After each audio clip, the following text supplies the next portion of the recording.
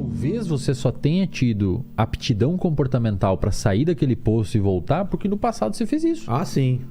Isso é uma coisa que eu percebo que você ter saído de uma condição ruim e conseguido uma condição melhor te dá uma motivação de, pô, eu já fiz isso antes. Exato. Posso não conseguir, mas, cara, eu sei um caminho, alguns caminhos. Né? Exato. Qual que é um dos fatores que no meio de um evento faz você não recuar e se esquivar de uma situação aversiva? Grande parte das vezes são as pessoas que você convive.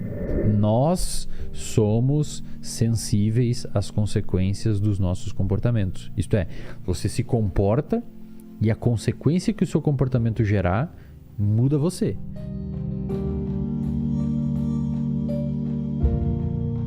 A gente está montando o quebra-cabeça. A gente tem a ideia de pequenos estressores, você se submete a pequenos estressores para evitar pico de cortisol na idade adulta quando você se submeter a novos estressores.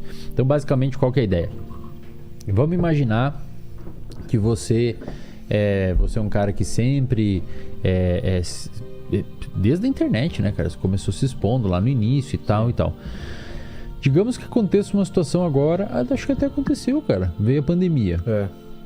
Porra, você fazia stand-up, os clubes fecharam. Tudo, Cara, em vez de você deprimir o seu humor, pode ser que você tenha ficado mal e tal. Eu desci essa... Sim, dá uma queda. Eu percorri essa descida. Mas aí o que você fez? Um podcast. Mas eu fiquei um tempinho lá embaixo. Não, beleza. Mas você você tirou disso um podcast que é um dos maiores do Brasil hoje. Então pensa assim...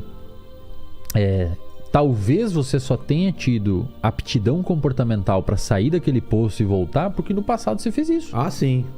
Isso é uma coisa que eu percebo que você ter saído de uma condição ruim e conseguido uma condição melhor te dá uma motivação de, pô, eu já fiz isso antes. Exato. Posso não conseguir, mas, cara, eu sei um caminho, alguns caminhos. Né? Exato. Então isso é maravilhoso. Faz diferença mesmo. Você tinha repertório comportamental. Outras pessoas, talvez comediantes, talvez pessoas com empresa, sei lá, que no passado não se expuseram tanto a situações estressoras, talvez não conseguiram, porque a fisiologia respondeu de outra forma, a pessoa deprimiu mais. Mas às vezes a experiência de outras pessoas te ajuda também. Muito, e a gente vai... Não é? De um a gente amigo vai chegar nisso. Sair de uma condição, você fala, pô, o cara conseguiu, também vou conseguir. Não é? Demais, velho. A gente vai chegar nesse ponto agora.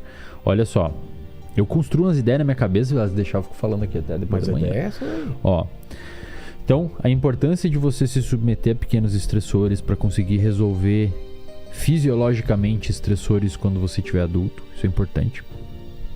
Cortisol em excesso de forma crônica. Aí é importante fazer um adendo. Eu não estou dizendo que se você eventualmente fica estressado com uma coisa e tal e outra e tal, você vai ter depressão. Não. Estresses pontuais, como você fazer o primeiro stand-up, fazer uma apresentação no trabalho, falar com o chefe numa entrevista de emprego e tal. Isso é bom, cara. É até bom pro seu organismo. O ruim é o estresse crônico. Você tá sempre estressado, um estresse pano de fundo, está sempre irritado. Trânsito, em casa, no trabalho, tudo você tá estressado, na academia, estressado. Isso não é legal. E você tem uma tendência maior de ficar mais estressado quando você não tem repertório para lidar com eventos estressantes. Agora olha que bacana. Como é que você... Ou melhor, qual que é um dos principais fatores que levam você a, por exemplo, no meio de uma pandemia que você deprimiu e tal, humor mal, fazer um podcast? Qual que é um dos fatores que no meio de uma situação faz você... ir lá e se expor em público?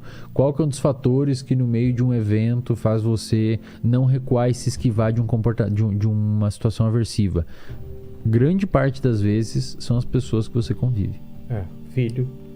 Filho, amigos, colegas. Eu costumo dizer que você é mais ou menos uma média das 5 pessoas que você mais convive, cara. Então, se você convive num ambiente... Isso é muito ruim, eu sabia, cara. Eu convivo com o Paquito, velho. Caramba, meu. Seu ciclo tá bom, né? Você tá puxando minha média pra baixo. Sou eu, o tarado gospel, galera dos cortes. Não, mas ele tá, pro meu lado ele tá legal. Ele tá legal pro lado do ele tá balançando pra cima, né? Pra baixo. Agora se juntar eu, a Isa, o Rafa, Nossa, aí, todo meu mundo irmão, puxando pra baixo. Zoou, barraco. Fábio, putz. Mas em que sentido que é essa média? Do quê? De humor? De perspectiva, de bagagem? Perspectiva e experiência de realidade, sabe? Pensa assim, se você convive em meio a pessoas que valoram muito, valorizam muito, por exemplo, encher a cara, você muitas vezes não vai beber, ou não vai beber mais, mas você vai ter uma tendência de talvez usar mais álcool, mesmo que você não perceba. Se você convive no meio de pessoas que cultivam a ideia de piadas homofóbicas como algo bacana e dão risada e tal, você tem uma tendência de praticar isso. Ou você se afasta daquilo, um dos dois. Se as pessoas ligam mais pro dinheiro, ou ligam mais pra fé, são espirituais, você acaba... Faz sentido. Por que isso acontece, cara? E agora que vem a parte mais louca da história. Essa é a parte mais interessante do assunto. Porque o nosso comportamento, ele é selecionado pelas consequências do nosso comportamento. Pensa assim, se eu vou... Estou num grupo de evangélicos e vou beber... E a galera me pune. Fala, não faz isso, velho. Pegou mal pra caramba, você não vai andar com nós e tal. Você para de beber. Porque o comportamento de beber, então, você bebeu, você fez um comportamento. Certo. A consequência que isso gerou, que foi o seu amigo falar, para com isso, você tende a... Entendi. Assim, pela mesma razão que o seu filho foi no nível mais alto, ele curtiu, ele vai de novo. Porque foi legal. Exato. Então, só que aí que tá. Uma das coisas que diz o que é legal e o que não é o que uma filosofia da ciência que a gente chama de behaviorismo, não precisam saber o que é isso, mas chama behaviorismo, uma das coisas que atribui o legal e o ruim aos nossos comportamentos é o que a gente chama de comunidade verbal. O que é isso? As pessoas que você convive. Então, por exemplo, se você está dentro de um contexto religioso, a comunidade verbal, as pessoas dentro do contexto religioso, elas vão dizer para você que tal coisa é legal e tal coisa não é. Outro grupo pode dizer o oposto. Não, isso aqui é legal e isso não é. Então, digamos que você está dentro de um contexto religioso onde beber álcool não é bacana.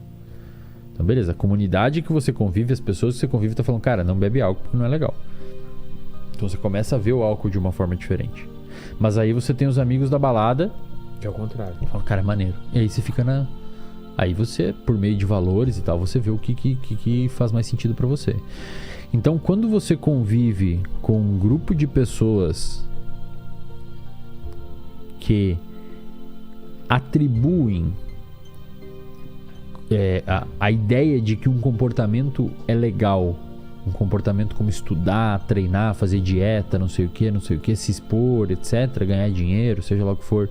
Você vive num conjunto de pessoas que falam, cara, isso daí é legal, velho, treinar, fazer dieta e tal, isso é maneiro. A tendência é que você, com o tempo, comece a achar maneiro aquilo.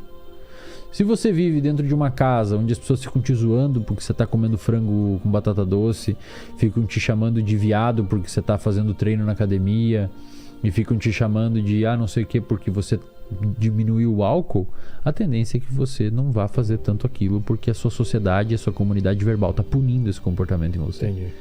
É por isso que eu falo para as pessoas, tome muito cuidado no ambiente que você está, porque é esse ambiente que vai punir ou recompensar determinados comportamentos e você vai meio que se direcionando para aquele lado. É mais fácil eles te moldarem do que você ter força para moldar todo mundo. Exato, cara. E olha que louco, agora fechando mais um círculo de raciocínio.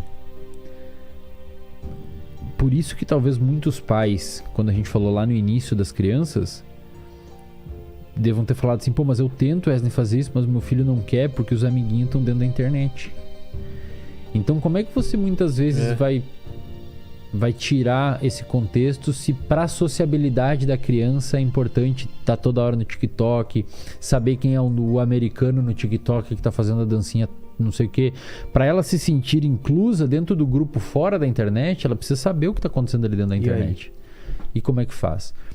Esse pesquisador que escreveu esse livro, A Fábrica de Cretinos Digitais, ele dá algumas sugestões. Ele fala assim, cara, é muito difícil você tirar telas de crianças, rede social, etc. Mas seria interessante, aí envolve um esforço dos pais também, criar limites. Então, claro, cara, na hora que você tá almoçando... Você tem limite pra tudo, brother. Né? Na hora, não que, vai você ter tá, também na hora que você tá almoçando, não. De noite, próximo horário de dormir, não. Porque muitas vezes acontece o oposto, né? A criança tá enchendo o saco, você dá a tela pra ela ali, tira o seu da jogada. Então, é um ponto de visão, que vale a pena as pessoas começar a jogar a sua atenção. Que o contexto onde você vive, o ambiente onde você vive, tendem a atribuir valor ou não valor a determinados comportamentos que você tem, e no seu cérebro isso gera recompensa. Então, se você faz alguma coisa que o seu grupo acha legal, pim, no seu cérebro uma recompensa. E aí você tende a continuar executando aquele comportamento até eventualmente se transformar num hábito. E é importante você não se esquivar e se submeter a pequenos estressores, senão a coisa pode ficar feia. Eu tenho um plano, um produto que eu vendo na internet chamado Reservatório de Dopamina. É um clube de assinatura e onde eu posto aulas lá. Na verdade, hoje já virou quase uma Netflix, assim. A gente tem aulas minhas, tem aula de nutrição com o professor, tem aula de finanças, tem cozinha básica, tem saúde mental, um módulo só sobre saúde mental, tem um módulo de psicofarmacologia, tem várias coisas.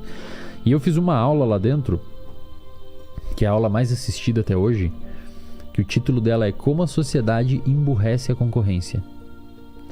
E nessa aula eu uso esse raciocínio que eu apresentei aqui para mostrar para as pessoas que hoje, e muita galera me critica quando eu falo isso, e muita gente acorda quando eu falo isso, eu falo que hoje, cara, nunca foi tão fácil você se destacar em alguma coisa. Pensa assim, cara, hoje se você é uma pessoa que chega no horário... Verdade. Putz, verdade. Se você faz o básico... Se você lê um livro por semestre do conteúdo que você trabalha. Então, sei lá, você trabalha de RH numa empresa. Cara, se você lê um livro de RH por semestre e você chega no horário e não sai antes do horário, você tá na frente de 95% das pessoas. Hoje... E se a pessoa diz, por favor, obrigado, com licença... Ela já tá na frente de... Sim, cara, sim. Pensa assim, ó. Você lembra alguma coisa disso, Leni? Me lembra. Lembra? Então tá certo. Não é Paquito. Cara, pensa assim, ó. É interessante ver essa reflexão. Mas quando você tá num contexto social, levando em consideração a ideia de que a gente conversou que o nosso comportamento é modulado. Essa frase é muito foda, cara. As pessoas têm que entender essa frase. Coloca aqui no comentário aqui embaixo essa frase pra deixar pra galera curtir, subir ela e deixar ali pra todo mundo ler, mesmo quem não assistiu o vídeo inteiro. Nós somos sensíveis às consequências dos nossos comportamentos. Isto é, você se comporta e a consequência que o seu comportamento gerar muda você. Então, se você vive num contexto, num recorte dentro da sua faculdade, dentro do seu trabalho, onde o legal é você matar o trabalho na sexta-feira, onde o legal é você sair na terça-feira e chegar ressacado no outro dia, você é fodão porque você saiu ontem e chegou bêbado hoje trabalhar de manhã, você é legal porque você usa droga, você é legal porque não sei o que, você é legal porque assado, porque assim, porque lá. Quando um contexto social recompensa esse tipo de comportamento, você é cool porque você se atrasa. É legal, você se atrasa. Você é fodão. Pô, velho. Se você vive num contexto onde esse comportamento é reforçado e as pessoas tendem a continuar perpetuando esse comportamento, aquela pessoa que faz minimamente o que deveria ser feito vai se destacar inevitavelmente.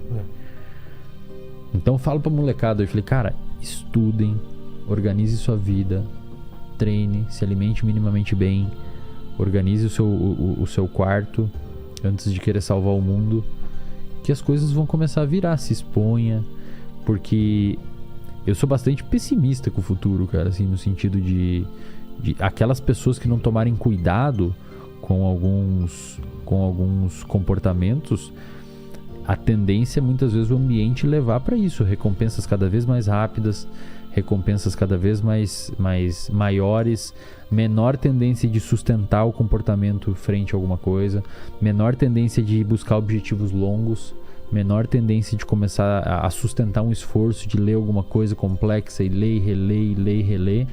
E assim você vai criando uma geração muito imediatista e que eventualmente vai culminar numa inaptidão comportamental e frágil. É uma ideia, cara, que a gente fala, é uma ideia de incompatibilidade evolutiva. Tipo assim, é meio que o seu cérebro, ele não foi criado para viver no ambiente que a gente está vivendo. Totalmente controlado e seguro. E também assim, pensa assim, o seu sistema gerador de sono, o seu sistema gerador de cansaço, o seu sistema que induz sono em você, é cerebral mesmo. O seu sistema cerebral envolve uma regiãozinha do cérebro chamada hipotálamo, que a gente falou antes, e um núcleo que tem dentro do hipotálamo chamado de núcleo supraquiasmático.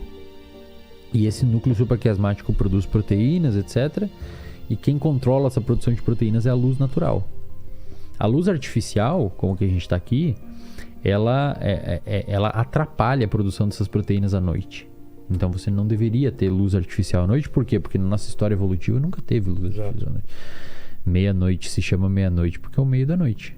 Olha que legal. Então, quando você pega um cérebro que foi criado num ambiente onde nunca existiu luz natural, luz artificial à noite, e você joga ele viver num ambiente cheio de luz artificial à noite, existe uma incompatibilidade nessas duas coisas, e a resultante dessa incompatibilidade é uma epidemia de insônia. Pessoas dormindo mal, pessoas dormindo errado, etc, etc. Quando você pega um eixo que controla a saciedade, por exemplo, você tem um eixo no seu corpo que controla a sua saciedade. Quando você pega um eixo que controla a saciedade, que ele foi criado, desenvolvido, adaptado num contexto onde tinha pouca comida, e você bota num ambiente onde tem muita comida e muitas calorias em uma coisa pequenininha, existe uma incompatibilidade evolutiva, e a resultante disso é uma epidemia de obesidade. E assim sucessivamente. Então, as pessoas têm que tomar muito cuidado, cara. Porque é quase como se o nosso comportamento fosse um carrinho de supermercado com uma rodinha quebrada. Ele tá indo para um lado, assim. Se você não corrigir o curso... Não corrigir o curso, vai caminhar para um lado perigoso, assim.